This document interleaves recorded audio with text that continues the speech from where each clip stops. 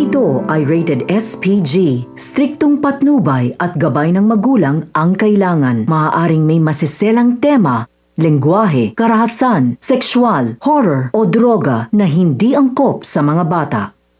Nairita nga itong si Marge matapos nga niyang marinig ang mga sinabi nitong si Paulo na sa kabila ng lahat ay hindi niya pa rin magawa na makumbinsi nga itong si Ashley. Sinabi niya rin na hindi enough ang ginagawa nitong si Paulo para makumbinsi itong si Ashley. Sinabi naman ni Paulo na ang mahalaga ay nakausap niya na ang kanyang ama upang sa tulungan nito ay makukumbinsi nga itong si Thea. Noong mga oras na yon ay hindi naman magawa nitong si Thea na humindi dito nga kay Greg Torrecampo dahil noong mga oras na yon ay alam nga niya na mawawalan sila ng shares sa kumpanya. Ito nga ang banta nitong si Greg Torrecampo at alam nga niya na wala siyang magagawa basta't sinabi nito.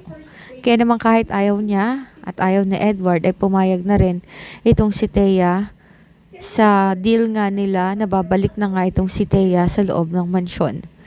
Noong mga oras na yon ay pumayag naman itong si Ashley dahil sa totoo lang ay gustong-gusto naman talagang tulungan ni Ashley ang kanyang best friend.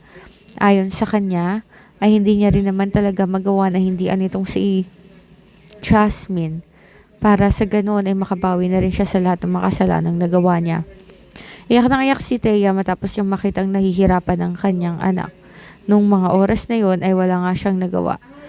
Ngunit kinakailangan niya na isakripisyo ang kanyang anak.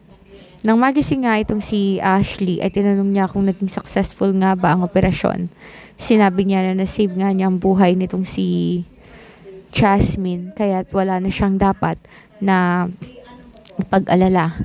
Nung mga oras na yon ay sinabi nga nitong si Thea na ngayong nakatulong na sila ay sila naman ang babalik dito nga sa mansyon at babawi sa lahat ng mga kasalanan nitong si Marge sa kanila.